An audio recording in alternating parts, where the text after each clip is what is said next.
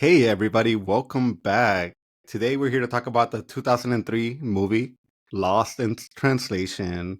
And as always, I have here with me Ramon What's up, guys? and Ro. Howdy, howdy. Guys, the holidays like right around the corner, and I can't think of a better time to talk about some movie that people get depressed during the holidays, and I felt like, hey, let's talk about a depressing movie, a movie that makes me contemplate life and existence and what are we doing here. And it's for me. As I get older, it's just like time is just slipping away. But bro, you never seen this movie, so I'm very interesting to know what your thoughts on it were. So tell me, what did you think about this movie, man? It's a tragedy. So, Just kidding. so, so, here's my thing. I kind of wish I would have come into this movie knowing less than what I knew, because because of what I knew, it made it more awkward. But like it was well acted, it was well directed. I totally got the theme, and it was in a ways kind of surprising in positive ways. But it was hard to get fully invested knowing the whole situation with the ages. So Scarlett Johansson is 17 when she filmed this movie, and Bill Murray is like in his 50s when this movie was filmed. Scarlett Johansson's supposed to be playing like a 20-something-year-old, like college graduate already that's married. But Scarlett Johansson herself was actually 17, so it just kind of makes a few things kind of weird. And then, but like Yeah. it's a good movie, and considering how the type of movie that it is, and like the pacing and all that stuff's very well done, and the acting is amazing. But it just knowing that fact kind of made it a little You, problematic. I don't know. I think it's just one of those things that like briefly realize that's reality of like the age and in real like her real life age. But I think past that point, that's kind of how we should like in general people should Yeah, focus about the movie because I did. like Raul said, the movie is such a good movie. And I think I don't know, like I think rewatching it now, I was wondering if it still hits the same. Like not for someone like me because I think like going along with like the topic of depression, the topic of like finding yourself like lost, like really don't know a purpose, or you kind of have like this weird, like boring, like cycle that you're kind of living through. And then just finding some excitement and just even the whole romantic approach and not like romantic like the romance, but like the romantic, like the ideal, like finding happiness, finding like a soulmate. Like it's a beautiful movie and but I can definitely see people watching it nowadays and maybe not getting the same kind of like things that we got back in the day, or in general, like unless you're like completely cut off of like that technology, like having your phones out and stuff like that. Like I don't know, it's just a good movie. It's like all about intimacy and all about like connection. And yeah, of course that part is going to be a little awkward when you think about it. And then surprisingly, like even just going off of like let's stick to like she's supposed to be 20 something out of college like Raul said. Obviously there's still supposed to be like a whole cringe like feel to it because of that reason, but I think that that's what it works for when we're talking about like platonic relationships and all this stuff. So yeah. I'm really excited to talk about it because it's actually one of my like movies that I remember very well. I think on my rewatch I was like, man, it's like I watched this yesterday. I don't know why. Like it's especially like with her husband, like the photographer, like how he was, like Oh everything, yeah. like Anna Faris when she pops in, like it's Wow, also yeah. memorable. But I think it's just like it's a very low, like there's not a lot going on in the movie except for very intimate like moments that happen, and I don't know, it's a really good movie to dive Yeah. into. Like no, like for just want to like for me, I actually Ramon, this is actually the first time like I just recently saw this movie for the first time, like I think less than a year ago. Yeah, So yeah. this is a movie that I've always heard was great. I heard, Bill Murray almost could have won the Oscar, but we'll never know. It just I don't know why it finally took me so long to actually hit play on it. I think I was on Netflix and I watched it. Hmm. And dude, I don't know what it is about this movie because now, even though I just saw it this year, I've already seen it 3 times. And my wife, when I was watching it for this review, she's like, Oh, you're watching this movie again?" And I'm like, "Yeah, I'm watching it again because like it's just something about it, man. Like I don't know what other movie has had this effect on me where like I am almost in love with this movie for some reason. and I'm ready to like put a ring on it and say and like take it to the next level. But I just love this movie, man. Like I don't know what it is. It's something about every shot of the characters where they're like just staring at the window, or they're just kind of like Bill Murray's like doing this job and taking photographies, and it's like I can see in their face expression what they're going through or how they feel, or when Bill Murray's interacting with his wife and he's trying to get some kind of connection from her, but even she's like, "What are you talking about? Like, dude, I gotta go." And it's just like something about this movie I can just really relate to it, and talk to me about it 5 years from now, and I'll probably tell you like I've seen this movie 20 times because there's just something about it that keeps grabbing me, and it keeps like I keep falling in love with it every time I watch it. No, yeah, I totally get that, and to kind of repeat what I said in the beginning, it's definitely super well acted, and so much of the focus is just on them two, and they do such a good job, and especially for Bill Murray at the time, and it's a pretty dramatic role. But like he's a very charismatic guy. He's charming, so it kind of in a way fits, and Scarlett Johansson like, so I was watching it with my sister, which Oh, nice. who I watch pretty much all the movies with now. And like I even brought it up to her that like I asked her if Scarlett Johansson was always like this good of an actress, because I know she's good now. Yeah. But like I don't remember seeing anything like way back from like at least this age, and she was so good in this. And then it's in a way I kind of, there's a few things of the story that like in a way I kind of wish it would have been, it would have stayed like completely platonic, because I think that would have been better. But considering when it came out, this probably fit better than if it came out now and they did it now, they would probably keep it platonic, I'm guessing. Or at least the mystery of like what could have happened type of thing. I can't wait to talk to you guys about it, because like, for me, other than like at the end of the movie when you finally get that kiss, like there are so many moments where I'm like, if he was this kind of person, like this is your moment where you could have taken advantage, or this is the moment, or this is the moment. And I do 100% believe the fact that he was a movie star. Like clearly that's the only reason why she's even having these conversations with him, because I 100% believe if he wasn't famous and he was just some random old guy in Japan, like I don't think she would have been interested in him at all. But I think it's just this idea that she's like, hey, I recognize him. She talked to him, and then he just was nice enough to not to say like, hey, I need you to like leave me alone. He actually was into whatever conversation she was trying to have with him in the beginning. Yeah, no, and I mean, there's even behind the story, like it's intriguing because like Raul, you were just talking about like Scarlett Johansson and like what she had acted in and stuff like that. Like I think she was like specifically like pursued by like Sofia, the director, Sofia Coppola. Yeah. And to be like, her and Bill Murray were the ones that she wanted to do this movie all to begin with. And so I guess she already had the acting experience, which is probably why she said, hey, you're this young, who cares? Like, I want you for this role regardless. Yeah. But I do remember, like, I think it only, like, it was, like, nominated for a bunch of things, but I think it might have only won, like, Best Screenplay. And it was an Academy Award. But I mean, in general, yeah, like, it's a good movie. And I think even Sofia Coppola was pretty young when she, like, did it. So I don't know. 32.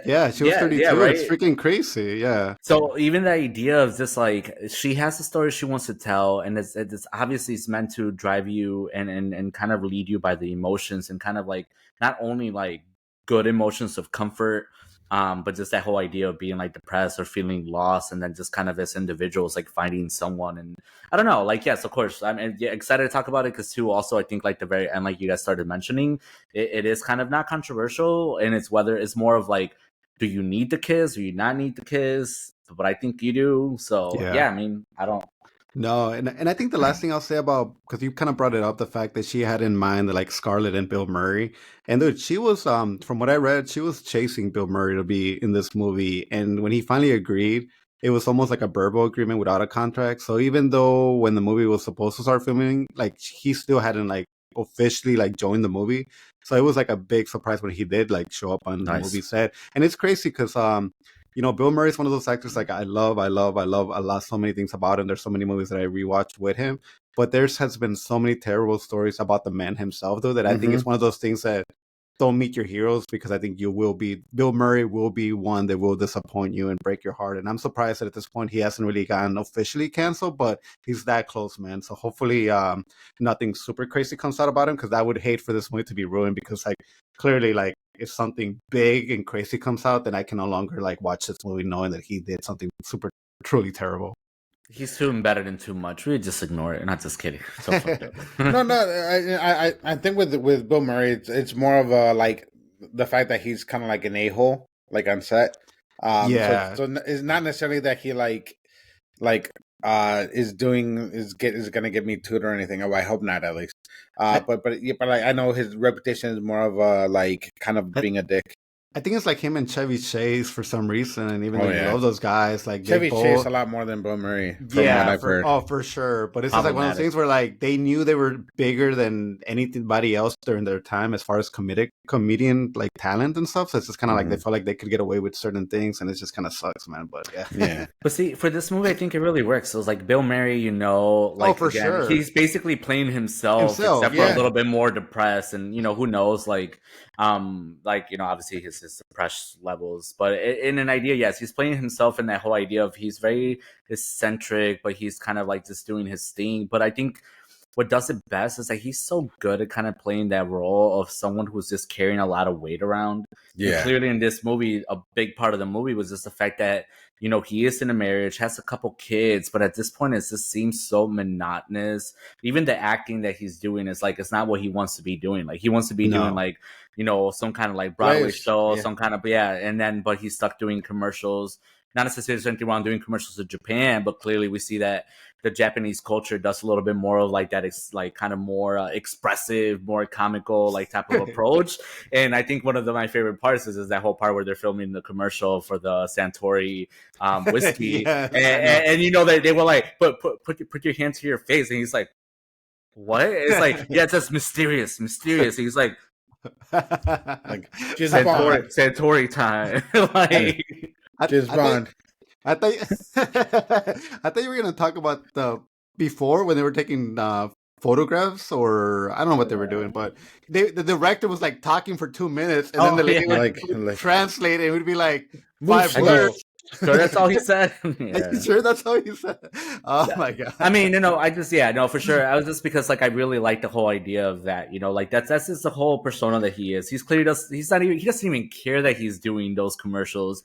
He doesn't care that he's out there in a sense. It's just kind of he's running like, you know, riding this stupid like train of like just acceptance, and he's just kind of dealing with it.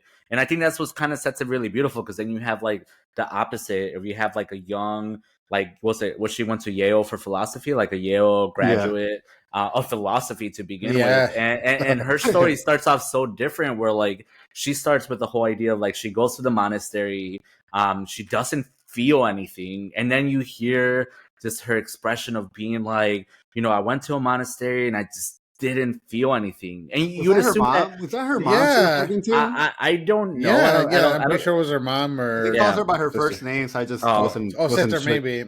maybe like a sister or friend or something. But this idea that, especially when you find out she's a philosophy major, man, holy crap! I'm not saying that you have to be religious, because they don't necessarily have to go hand in hand, but this idea of being in a monastery that's so holistic, that's so like full of like purpose, and she doesn't feel like there's anything there, like already sets the pace of how she's feeling about the whole situation, including. Dude, that's crazy, because I didn't even think about the fact that she is a philosophy. Like I just thought about it as like somebody going somewhere and seeing something where you should have felt something, and you know, sadly she didn't. But I didn't even think about it. Maybe that is why she was crying, because it's like she realized like this is supposed to be my career, or what I'm supposed to like look forward to in the future, and it's like here I am, like I got nothing out of this experience.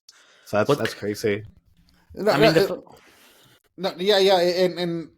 thing with that scene that I kind of got to is kind of the fact that like I think she's like regretting her marriage, like altogether, because she mentioned something about how he's different now, and this and that, and his hair besides the fact, and all that. besides the fact that you can obviously tell that she's lonely and bored and kind of like she feels abandoned. Because he's off working all day, and they're in Japan. She doesn't know anyone or anything, and then she's kind of she has friends. She has friends. Well, in the beginning, you don't know that she has friends. Yeah. So that's kind of the impression that you get. and she's calling and crying to. I thought it was her mom, but then you mentioned that she called her by her name. So I don't know. No, yeah, no, I agree with you, man. It's just like this idea of like being in a hotel and like, yeah, you can be left alone for a couple of days and have fun in the beginning, but you know, like after a while, like, yeah, you start kind of like feeling it and missing home, and you know, especially if you don't have your husband or that significant other to be there with you, or it's kind of anyone, yeah. anyone. And you know, something that I caught in the beginning, Ramon, that on my first two watches I missed, it's actually they show when she hurt her toe in the beginning of the movie, which Yeah. which I appreciated because I'm like, oh, okay, like there it is. That's the moment that like her toe started turning black. Yeah, when she's putting up the chandelier. Yeah, It's like people would totally pay for a black toe. Does anyone want black toe? It's like they're just waiting for it to cut it off fresh. I'm like, yo.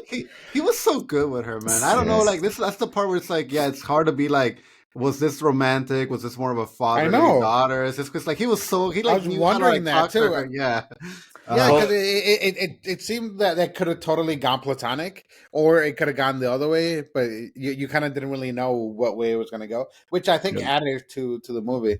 Yeah. Well, that's the whole point of the movie, but I think it's tough to dive into it right away because then it's like that has to be the biggest argument right about it. So I don't know, for that sake, like a couple other things like in the beginning too, like meeting her husband was kind of funny because like I love that actor. And I think there couldn't have been someone better to really kind of make you realize that she was not going to be happy because again, she's a philosophy major. Not saying that there's nothing with like wrong with dating opposites or marrying opposites because like to some extent it works best when you don't have always the same things in common, but man, like when you heard his conversation with Anna Faris, I was so like well, I was like, can you guys say something, like, because the whole conversation was very like this is that, and it's like yeah, but it was like nothing really being said. Like the conversation was so like shallow and it was just so surface, and I'm like, yeah, you're right. If I was Scarlett Johansson right now, married to this person, I'd feel a little empty, a little kind of like, like you married the wrong person, perhaps because there's just certain things that you do want in life and with the partnership, right? And clearly she wasn't getting that because he wasn't, not just because he wasn't physically there, but that's maybe mentally. Not saying that he was dumb. I just think he wasn't like into the deep.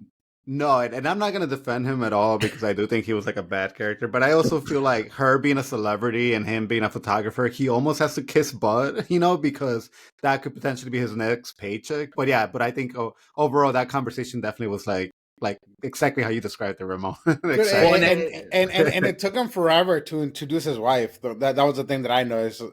Like they were talking for a while, she was just standing there, and then then she's like, he said like that this is my wife. I forgot her name or whatever. Scarlett. Yeah. Charlotte, she's on the trip with me, or I don't know. Like the conversation they had with her later on, and she's talking about a cleansing that she did, and you guys gotta try it. I'm like, that cannot be a real like dinner time. And I know more than likely that's probably something we probably would talk about. But it's It's all about fads and what's kind of like popular and trendy, and it's like, oh my god, do this cleanse, But I don't know. I think that's kind of like I said, funny because Real question: was her story about her dad in the Bay of Pigs meant to be a joke or serious? I think it was meant to be serious, but I don't think she knew what she was talking about. So I think that she's supposed to play it like if she's serious, but like in the context of the movie, it's supposed to be a joke. Kind of comes off like a joke, right? Like my dad. Well, it was all meant to like make Scarlett Johansson look annoyed at how surface shallow these people were and dumb. And then her having to like kind of look for that. I need to escape. Like I need someone to help me, and then that's when she turns to Bill Murray, and she's like, you're here. And I don't know, that was fun. I do like the interactions that they had before they started talking in the beginning, because remember there was the one scene in the elevator. Oh, another thing that I love, Bill Murray is the tallest person in Japan apparently. I looked him up. I'm like, how tall is he? Like, because he's huge in this movie, but he's like 6'2", so that's pretty tall. But you clearly this movie was made in like the 2000s, so it's like meant to like kind of still poke fun at some like cultural like stereotypes. And I think that was definitely part of it too. But it was great, that scene in the elevator when he's kind of like towering above everybody and he's just kind of glancing at Scarlett Johansson, a little creepy, but he's glancing at Scarlett Johansson, acknowledges him, but then he's the one that's like, yeah, she doesn't even remember like that. No. She smiled at him. Yeah, which again, you start seeing these like little interactions, and you're like, when does it go from like maybe it was a creepy, maybe it's like father daughter, maybe it's like platonic, maybe it's romantic, maybe it's back just to being friends. Yeah. And so that's one of those creepy ones, because he was definitely just like staring at her in the corner of the elevator the whole time. Like, weird. No, dude, and like, I mean, obviously, he has a reputation because they even sent him that, that escort to his room, which was pretty funny too. Where it's like, lip me or whatever. Lip me. I thought he was saying lick me, but it was rip me. Yeah. Dude, I have a question, because I even asked this while I was watching it. Like, to your sister? Yeah. To my sister, I was like, real? What do they do? Yeah. How much do they charge? Bro, come on. Yeah. No. I was asking because, they made it a point to, like, in some ways, kind of overemphasize the like L versus or R thing. And then I was like, is this racist? But, a little. Because it's like I know it's part of the stereotype, but then it was kind of. Like, I don't know, it felt kind of forced and like a lot. So it kind of seemed like that's one of the flags that the movies has, from what I read, that like people think like the way that Japanese people were depicted, it's portrayed, a little bit portrayed. It was just a little bit, but she said like that was not her intention, because she based this on the fact that she stayed in I think that same hotel like during like in her younger years, and she just had like this amazing experience, and that's when she wrote the script for it. And if anything, I think it plays more into like the title of the movie, because again, the movie is called Lost in Translation, and I think it's beyond just not like, one things that I love about it is like Bill Murray always acted like he knew what was going on, even when they were talking to him in Japanese, he was like, yeah, sure, that this yes, and but I think what it is like you have things like the stereotypical like, I guess, ideologies of the Japanese culture and stuff like that. And I think it's more meant to be like that lost in translation, right? Like, clearly as American, that's so different from them. And I think it's just placed into it. Like, at no point was I ever like, oh man, that's so cringy now that we're like in the 2020s and that's like super racist. Like, no, like absolutely not. Like, you still laugh about it. It's meant to be a movie that's supposed to highlight the differences between the Japanese like culture and these people that are very like, all they want to do is please Bill Murray, right? Like, they just want to do whatever they can to have him be happy, and he's just not content with anything. So, yes, was it like funny and kind of like dumb that they were saying that stuff? Yeah, but I think it's just added to the whole hilariousness, because if she wasn't saying "lit me," you wouldn't have that whole interaction of him being like, "What? Like what?" Like, he was never turned on. He was never into it. He was like, and then you get to the point where he's more trying to figure it out, right? So, yeah. What I think at that point he is very like lost, honestly, because even in when he goes into the hotel, like he gets that envelope and it's like his wife keeps bothering him about like the dumbest things, and I'm like, I would get annoyed. Dude, so the carpet samples, the burgundy, and they all burgundy. Oh my god! But I was just like, oh yeah, I bought this piece, and here it is, and it's just like, what? Like, dude, you're wasting. Like, I don't know. I mean, that to me was the most depressing part of the movie. Yeah, and not speaking as a married man because of like not being happy, but just imagining myself later in the years and being a married man and knowing that your relationship like dissolves to almost nothing but like talking about like a renovation, and like you see it on his phone calls, right? Well, first of all, the fax is supposed to be a whole thing, and that's just kind of hilarious. That the fax is always like waking him up, bothering him. It's always an annoyance. But even the first one that he gets, it's a whole like, hey, you forgot your kid's birthday, by the way. Oh, yeah. But no, it's just stuff like that. But it's like, for the whole time, like every time he's on the phone with his wife or like dealing with these faxes, like, it's sad because like he even attempts to say I love you the one time. Like, he's always like, it's not like he's out of the relationship, but clearly there's a big disconnect.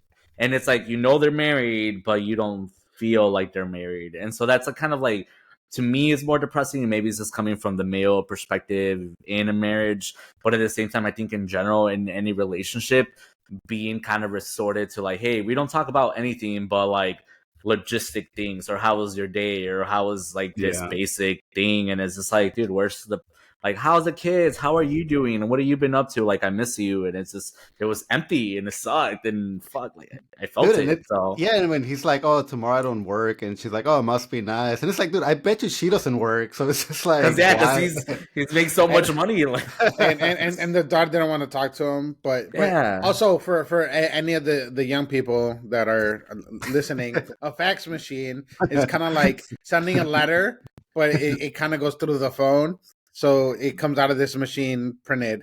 So it's kind of like you send something to a printer, but it's very far away.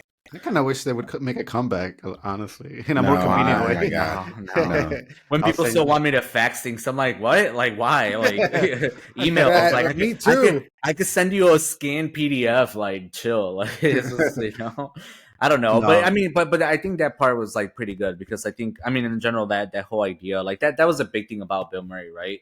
Not only was he like an unhappy actor because he was doing all these random things, but his marriage definitely played a lot into it, because we're talking about the relationship between him and Charlotte, and how that's significant. Because again, you mentioned it earlier, Carlos, like it's not like he was like lonely, desperate, unhappy in his marriage to the point where he was gonna cheat automatically, or he was gonna be like, hey, here's a young 20 something, let me get it on. Like, no, like he was truly coming from a place of like feeling lonely and depressed, and clearly just wanted a friend in the beginning, and yeah. just evolved to something Well, else. But no, man, and like I want to talk about the relationship between him and Charlotte because yes, it so we're clearly ready. had an impact on him from like in the beginning of the movie. He just wants to leave like Japan. Like the idea of him staying like an extra couple of days is like Yeah, no out of the questions. that To makes be And the sense then to me. Johnny Carson of Japan show. and by the end, he's having that conversation with his wife, like, "Hey, I want to eat healthier. I want to have like more Japanese food." And it's just like she's like, "Well, why don't Stay you in live there? Japan. Stay there. Stay in Japan." And for any of the young people, Johnny Carson was a late night host, kind of like Stephen Colbert, Jimmy Kimmel, Jimmy Fallon, that kind. But before all of them, Yeah, before but even Letterman and them. I want to say like in their first official interaction in the restaurant with Charlotte and Bill Murray. That's why I'm just gonna call him Bill Murray. I think one of the reasons like he's kind of like the reason why he doesn't say like, "Hey, go away," is the fact that he tries to be like, "Oh, you should order this drink," and she's like, "You know what? Nah, I'm gonna have my own drink." Or he Or starts vodka like, tonic. Yeah. yeah, she starts making fun of him like, "Oh, have you gone? You're going through a midlife crisis. Have you bought your porch yet?" And it's just like, I don't know, man. I would get a kick out of that. Somebody talking back to me when I'm not used to that. Well, and again, something else about the dynamic, he is rich. Like, right, first of all, he's making like what, $2 million on this one He commercial that he's doing. and he says it right away. He like drops that like right away. Like, "Oh, I'm Yeah, here getting In paid $2 million." 2003 money. yeah. Oh, So, dude. so it is funny because when she does make that comment about going through a midlife crisis, buying a Porsche, like he's like, yeah, like I haven't even thought about that, but easy. Like, dude, he could probably do it that same day and just be like, hey, I'm just gonna buy myself a brand new car. But I think that just really plays into it too, because like you said, it seems so innocent and so kind of like her making fun of him. And if you would have thought about it in a real life interaction, that probably would have been it, unless he was like pervy, right? That would have been it, because there really there's not too much there. But like, if she was speaking to a poor 55-year-old man, that's a whole different conversation. It's like, why are you talking to me? What are you drinking? I'll buy you a drink. It's, I don't know. It Yeah. was, yeah. No, and like I mean, they keep so something about this man, and I don't know if you deal with this, but I think something that like pushed the relationship like forward was the fact that they kept having these random interactions with each other. Like it wasn't like, "Hey, I'm gonna plan to be here just so I can run into her." It was like they would just run into each other like in the elevator, hallways. Like it was almost like you start getting to this mentality. It's like fate playing a role in me meeting this woman and having these interactions because something is supposed to happen between us, whether it's a friendship or relationship. I don't know. It's just like, I think that idea plays a lot with it because, again, I just came from a cruise and I told you guys, like, I was with people that I didn't even see throughout the whole cruise except for like the one day. So it's just like this idea, like, you keep seeing the same person over and over.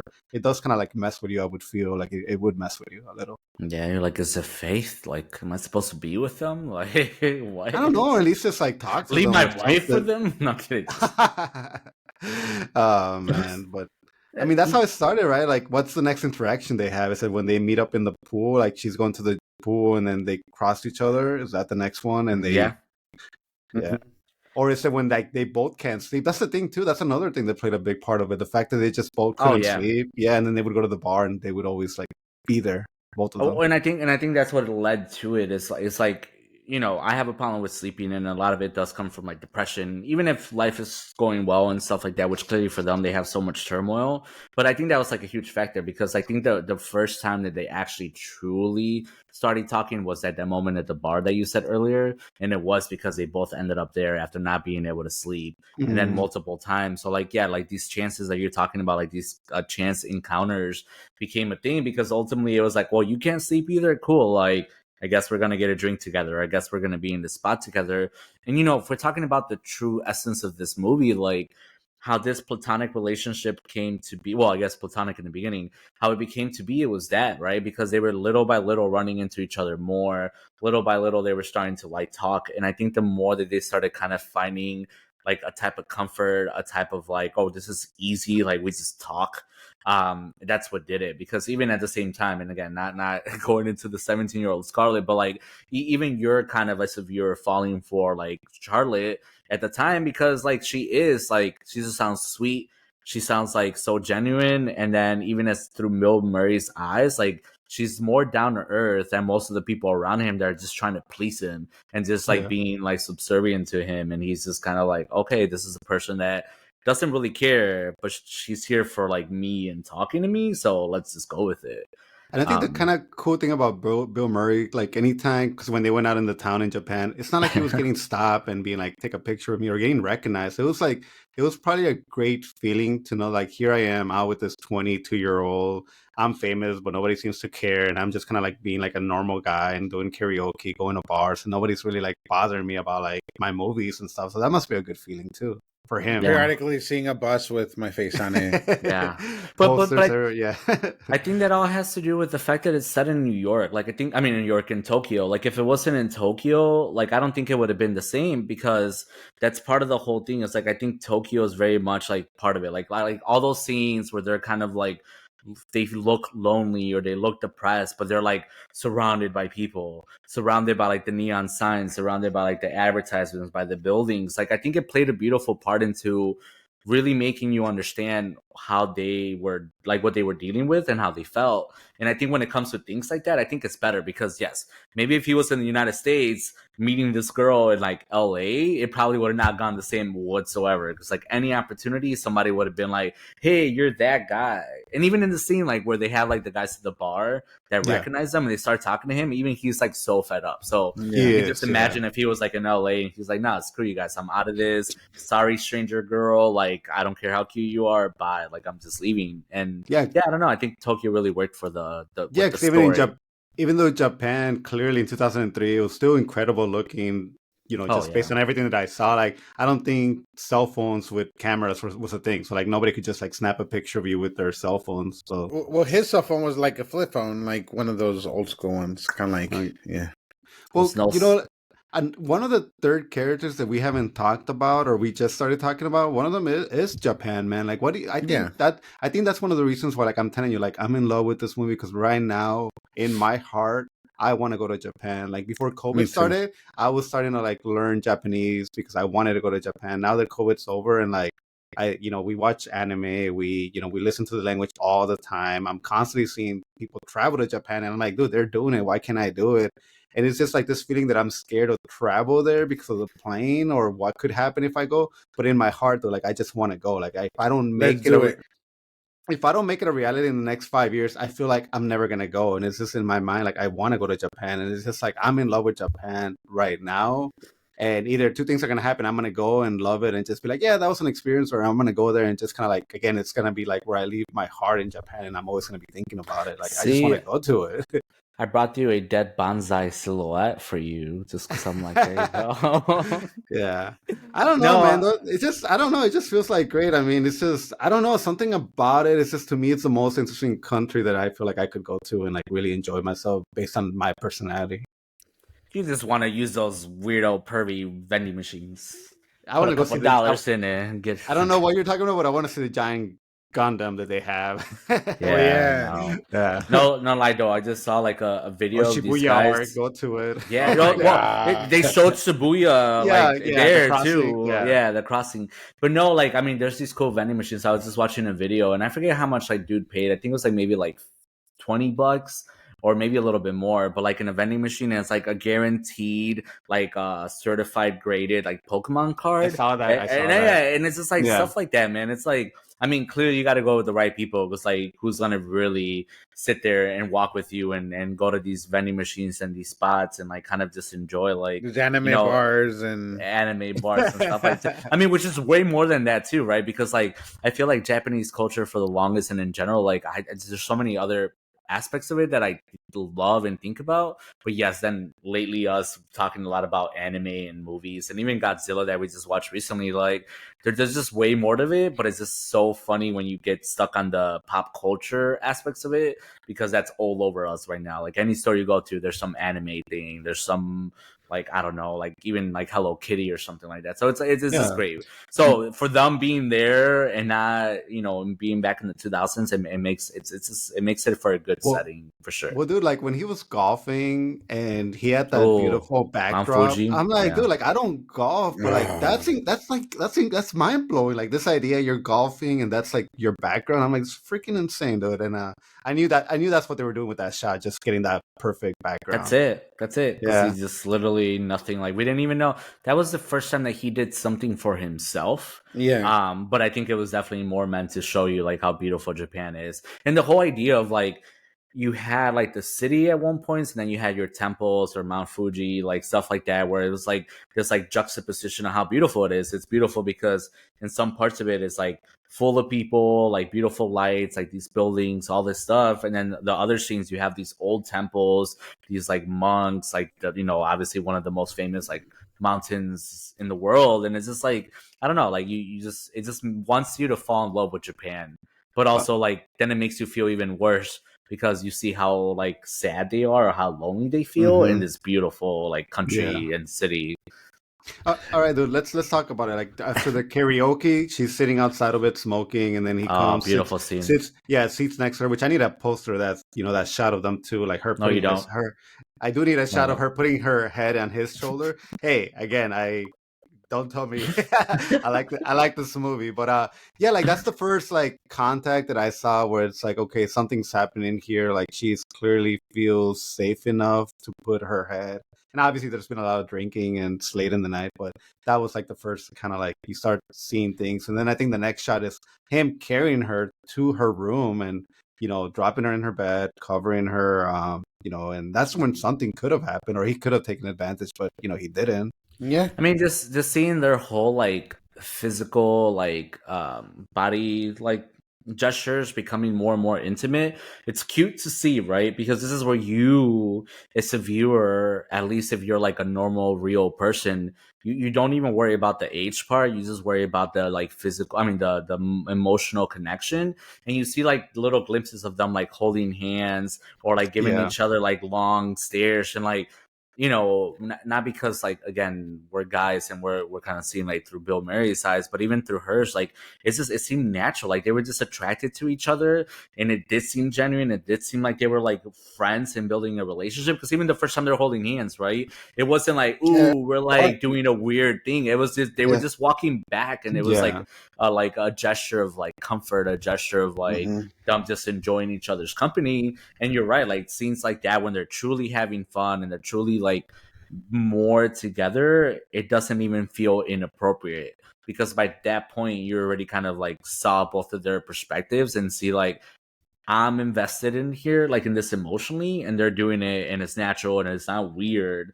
Obviously if you stop and think about it, it might be, but it's not. It's like a natural connection. And like you said, Yeah. no pervy actions, no Hmm. weirdo like trying to take advantage of the situation. I think that's what really makes the movie good. Because yeah, the second that he would have been like, hey, besides Yeah. like the elevator scene, it would have been like weird. And you would have just No, stopped and been like, nah. too No, much. and you're right, Ramon. Like the whole holding hands with one another was the first thing that I did notice because I'm like, man, they like just do it without like Yeah, in the second public. thought. Yeah, in public, and it's kind of like weird, even before she put like rested her head on him, and it's just like, yeah, it's kind of weird because at that point when you're grabbing somebody's hand for more than like a minute, it's like something here, it's not right. Oh, and they're walking past Anna. Anna Faris. Oh yeah, And, yeah. and instead of letting go, they're like holding on, but they're like tighter and kind of like hiding. Hiding And, from her. and so to me, it was this fun. Yeah, and to me, it's just seemed like, okay, you guys are up to no good now, but still kind of cute and still kind of innocent. So I'll let you slip. Like, just keep doing it. Dude, and the other thing too is so you guys were mentioning the fact and how like he just wanted to leave and all that stuff, and then just through this one relationship by itself, he like calls and says like, yeah, I'll do the show. Like he decides that he's gonna stay longer, just so he can spend more time with her, and then he does that weird Johnny Carson show where he does the dance, or I don't know, it was weird. Yeah, whatever, the heart.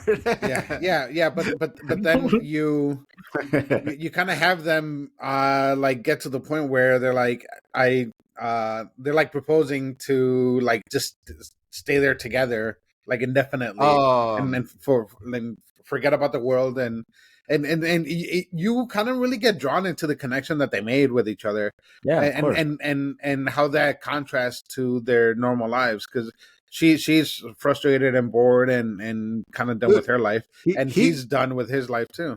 Yeah, he legitimately sent her a text message saying like, "Hey, are you awake?" No, she did. No, he did. He did. Send her he the did letter to her. It was the letter under the door. Yeah, yeah. And then I thought it was her to him. No, it was him to her. And the next scene, they're watching a movie together, and she's like, they're both in the bed, or I think so. Yeah, so that was kind of like, oh, okay, you guys are like late watching a movie in bed together. Awake? And like, dude, and if you see the way Charlotte's like moving, like you can tell she's more initiated. Like he honestly has more restraint to be like, I'm not touching her. I'm just kind of like, because she's the one that's constantly like moving or putting her feet closer to him. And I think during that scene, the closest he got was to like him maybe putting his hands on her feet or something. But yeah, like that was to me like, oh, Charlotte, you're kind of like making here the first moves. And let's talk about one of the best scenes to me is when he sleeps with the singer. Because that's when you really get like more reassurance or more reaffirmation that he's truly not a creep. Because like that, that's the moment of like, cool, he's willing to let it slip and end up cheating on his wife with the singer off of like a couple of drinks, or who knows how long they drank, but like, right? Yeah. And this whole other time before this, he's had an opportunity with Scarlett Johansson, and never once did he do more than like what was appropriate, never more than he wanted to, or like at least showed it. And I think that scene, if we didn't have that scene, you still could go back and be like, yeah, he was kind of like, he was thinking it in the back of his head this whole time. And he was clearly, but like very, very gradual and very like respectful. But that scene with him sleeping with the singer, I think it was just like super necessary to really tell the viewer, hey, clearly this guy had a choice. He could have done this a long time ago with Charlotte, and he never did. But also at the same time, like here he did it with this woman. Like he cheated on his wife.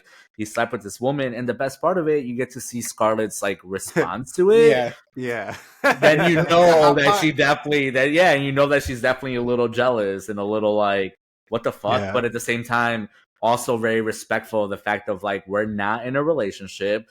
I'm married, you're married.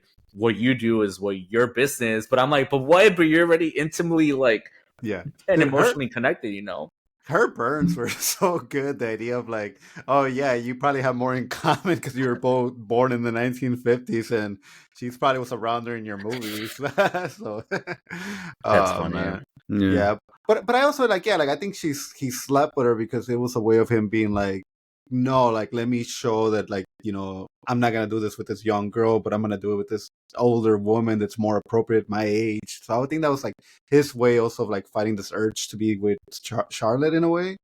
I don't know. I just I feel like he had to do that in a way, like almost if he didn't want to, because he clearly had regrets in the morning. He also was like, why did I do this?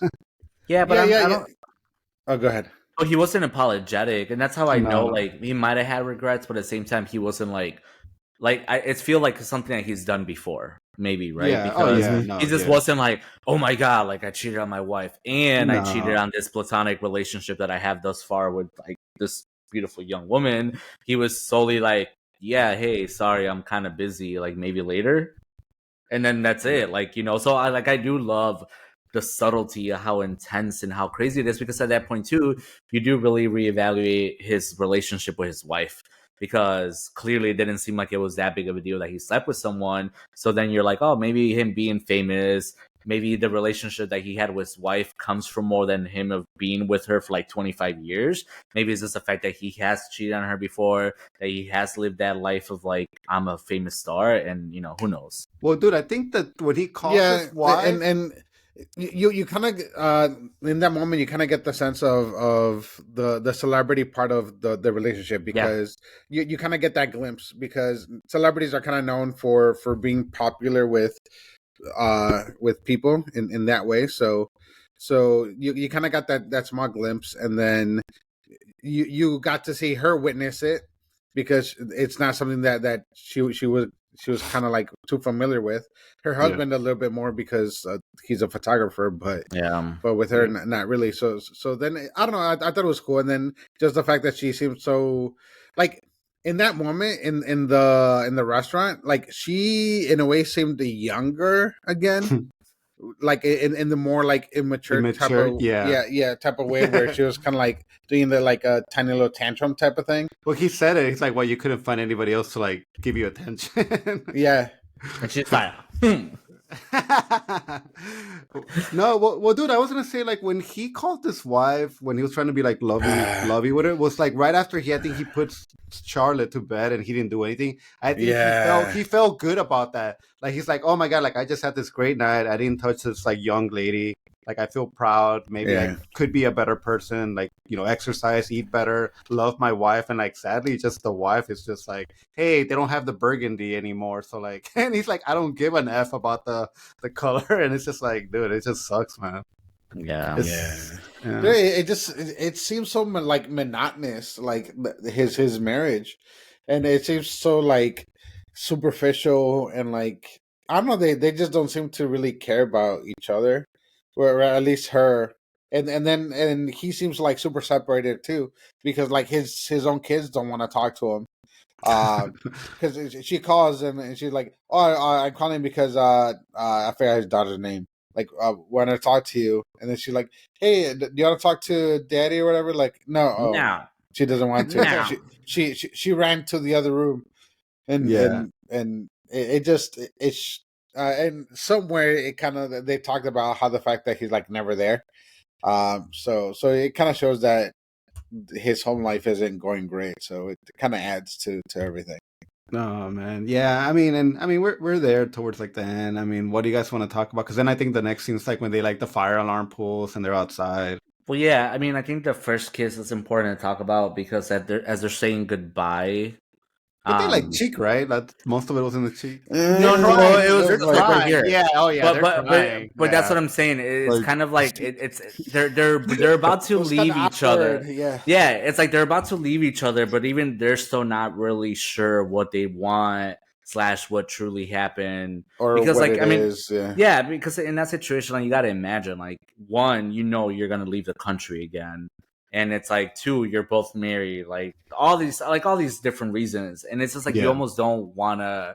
Like I think Bill Murray and her were both like, yeah, hey, we're basically this is it, and it's kind of like Yeah. an awkward Yeah. kiss goodbye, and you know that they wanted more, but they were like, nah, we just won't because it's not really Oh gonna my go god, dude. anywhere. So then I think just go importantly talking about that very last kiss, I thought it was super necessary. Nothing cringeworthy about it. I think it was just one of those things that like you finally saw it, that it Yeah. was definitely, and I think it was building that suspense, right? Because I don't care about the age part. You shouldn't care either, because it was about that emotional connection. But it's at the end. It's like if you weren't gonna have that moment, what kind of freaking movie was this? Yeah. Like Blue Dude. Balls movie? Because at one point nothing happened, and it does. Like at least there was that reaffirmation that like, hey, what we had was real, and it could have been more in a weird way if this was a different universe, a different time. Like who knows? Dude, I felt Bill Murray's like face of being sad. This idea of like he's leaving and like he can't get a hold of her. He's trying to be like, oh, I left my jacket in your room. Have fun Yeah. with my jacket. And then that one blonde tries to talk to him, but as soon as she like shows up, it's like, get out of the way, like Charlotte's here. And it's just I don't know, man. I just like I don't know. I feel it. I feel everything that he's going through. This idea that like I'm leaving the country. I missed my chance to like possibly do something. Now I'm gonna miss it again. Gets in the car and it's like I'm never gonna see this woman again. So it's just, I think that kiss was necessary for sure. And everybody keeps asking about like what they whisper, but it doesn't matter what he whispered to her. But so it doesn't, because the movie should be enjoyed as for what it was and stuff like that. But I guess there is like a script as to what he said, and it's something about like not returning, but it's something about like what they could have had. And I'll look it up when one of you guys starts talking again. But I think the idea doesn't even matter, because like in reality, are they gonna get back together like ever? Probably not, because that was it. That was the movie. That was the whole point. The point is that they created such a beautiful like friendship / emotional connection, and then that kiss was that last moment. Whether he said, "This won't be the end.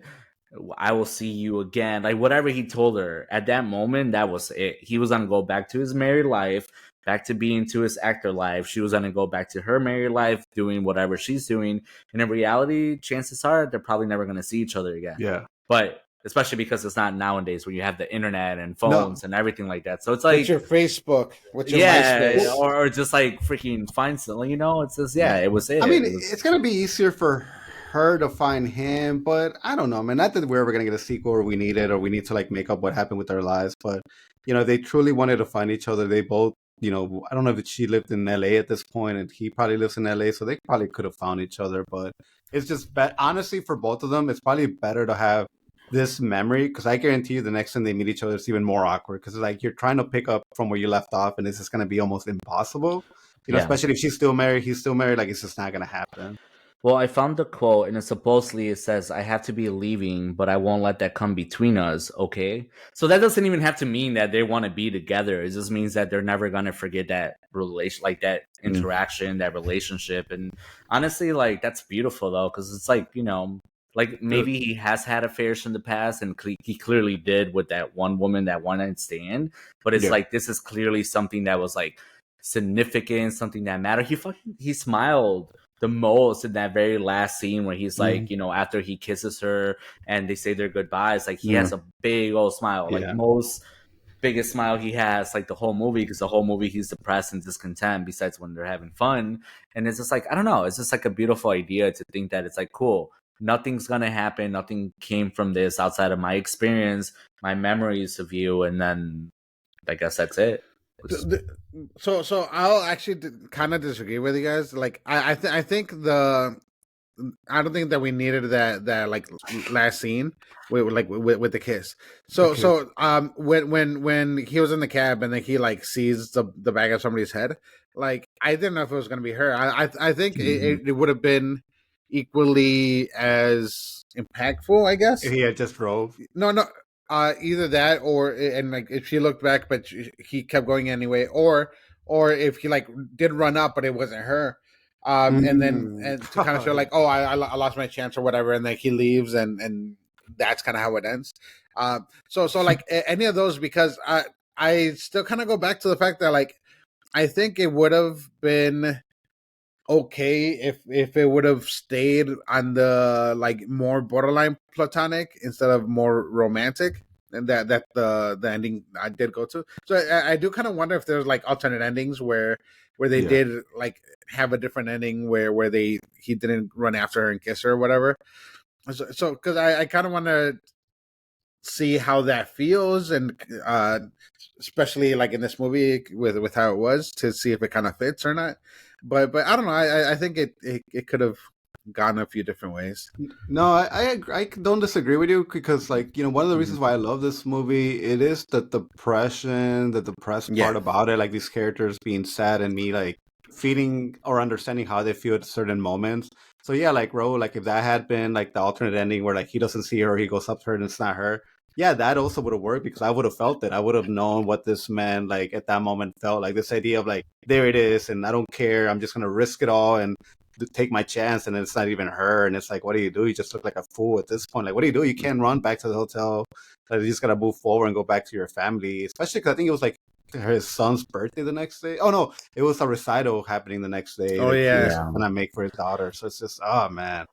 I don't know, man. I feel like I can't even say that it's like a personal thing because this is strange to like even talk about it. But it's just in the whole idea of like, I think you needed something. I think this is a human being, even if you know that's not your life, that you're not gonna like. It's almost something you can have. I think you need something big to take with you. Yeah. And not saying that you have to force it. I think the way they did it was beautiful. But I think for me, it's definitely the ideal like ending because without it, like Raul's ending.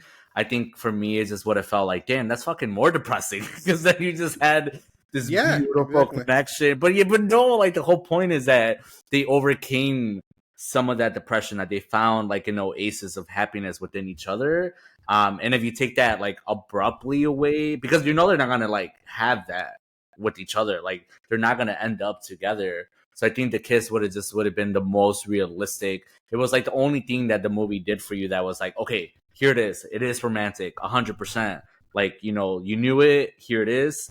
But now you can't have it. And I think that's really important for you to really be like, shit, like that was right. Kind of creepy, but also really awesome. And then at the same time, it's depressing because you'll never have that again. So that's the one taste again. Like you said, Carlos, next day he goes to his kid's recital. He lives on his life, but in the back of his mind, he will always have like that moment. No. And it doesn't seem like, fuck, I fucked up. Dude, and to me, I feel like the hug itself, like this hug of like, I might never see you again, or I really enjoyed what we had, meant more than the kiss. Because the kiss was just kind of like a simple kiss. There wasn't anything like, you know, truly to be either discussed or to be like, oh my God, like they really were like wanting to be one another. It was more this idea of like hugging her, probably like it was affection. Like, it was real affection. Yeah, like it was real, like just holding her for those few seconds. You know, to me that was more meaningful than like obviously the kiss just kind of means that like, yeah, this was clearly like I had feelings for you, but like just the holding the person, man, it's just oh man, I don't know, man. Again, I'm glad we talked about this movie. This movie, again, for a movie that I just saw this year, just like has left this like this urge. Like I don't know, I just feel a certain way watching it every time, and I want to go to Japan. I don't know. I see these characters. I understand how they feel. I see the depression. I see the trying to connect with somebody. You know, it's just you know, thankfully I have you guys to like talk about movies and stuff like that because sometimes I tell my wife like, hey, like,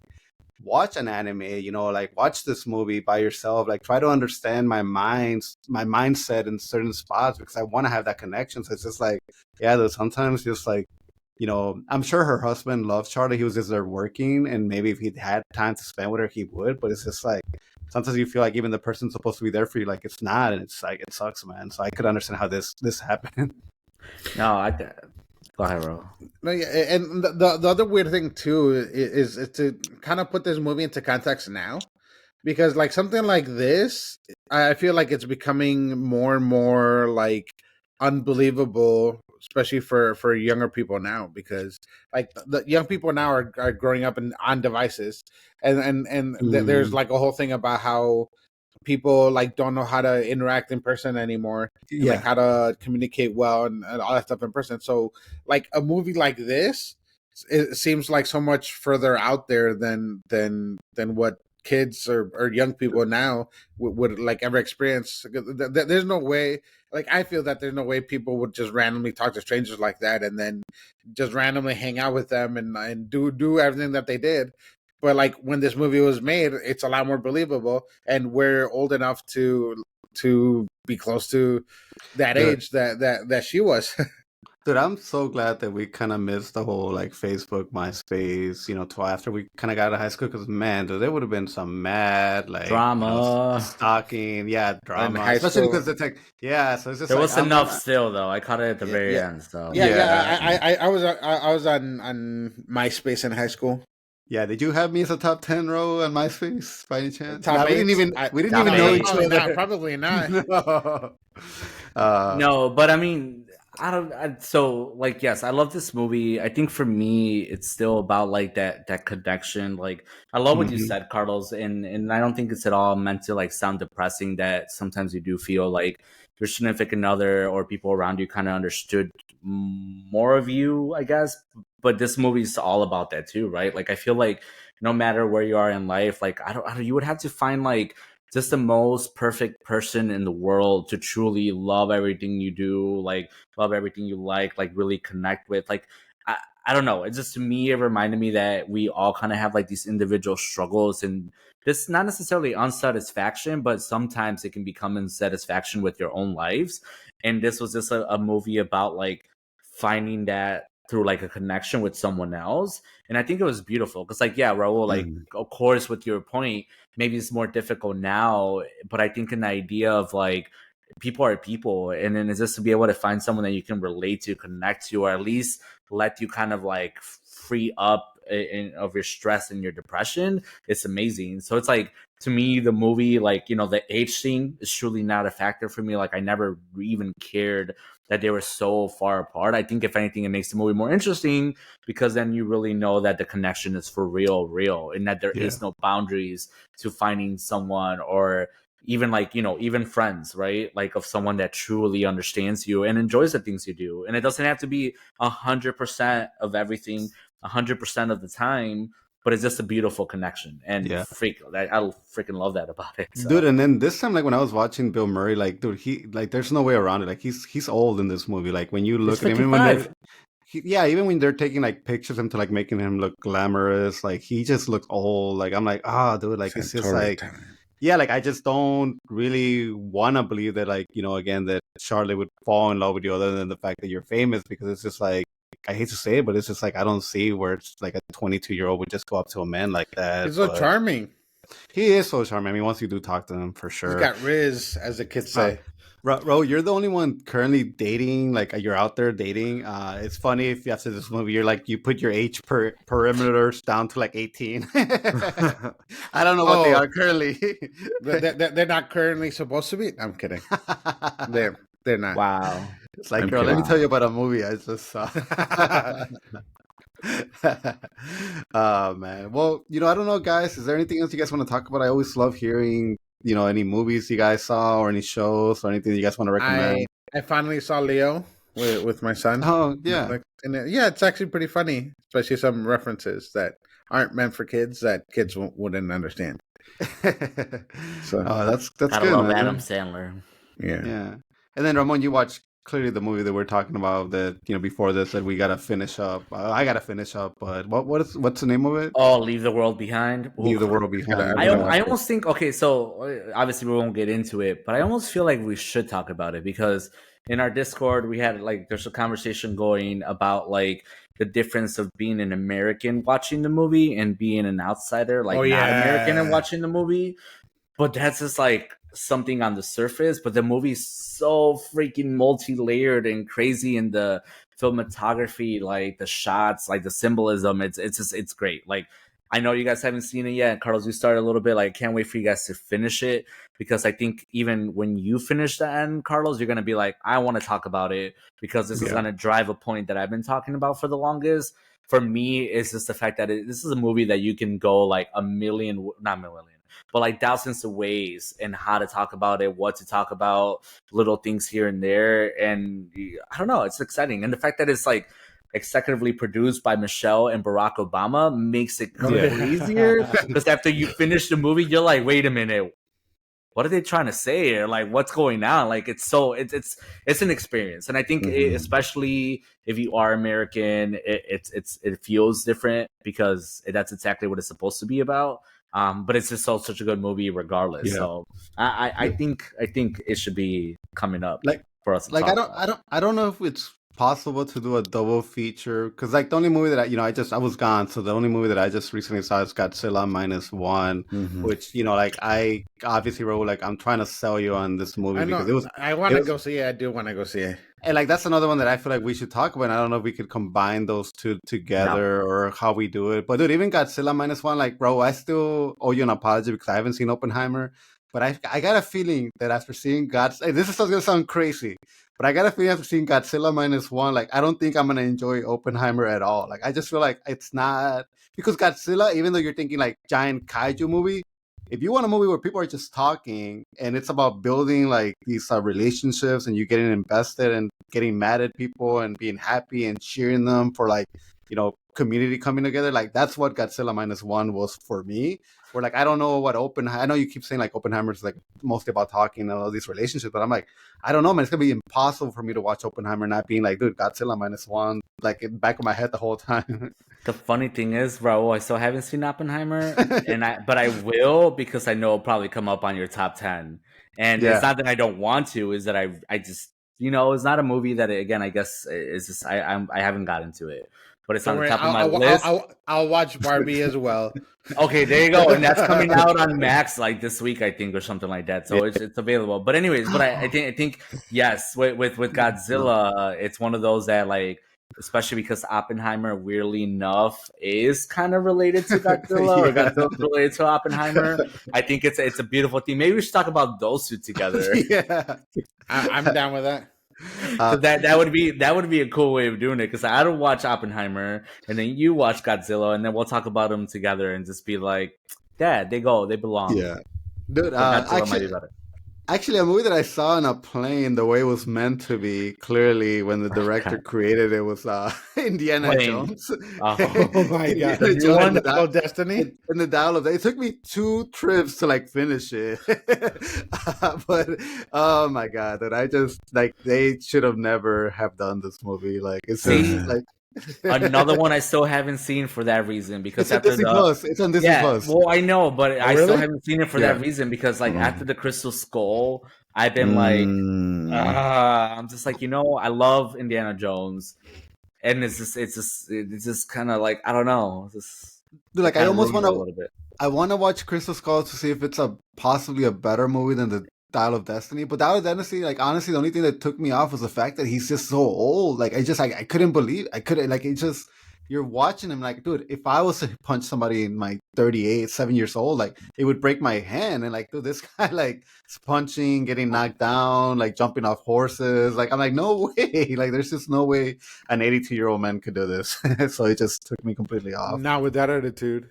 Yeah, Harrison Ford is gonna come find you and kick your ass, man. He was a president. Yep. Get off my house. I don't know.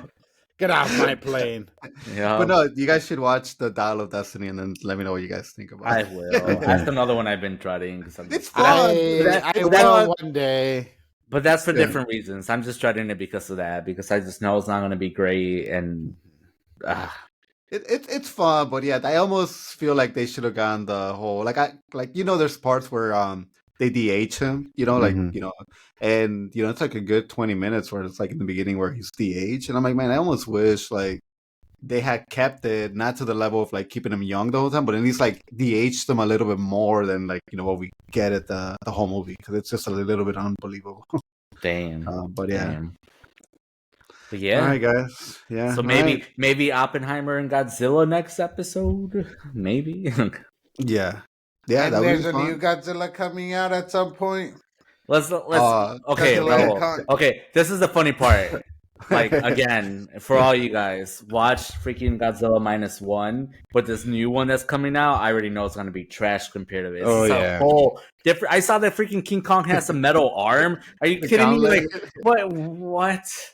Yes, Thanos' glove. Sprinting Godzilla, like Godzilla is like full sprint, like freaking running. I'm like, dude, no. I'll send you a TikTok video right now that will change your mind on it. Let's go. Let's call it quits. We're done. Send it to me. All right, then bye. I'll talk to you. Bye. Adios. Dude.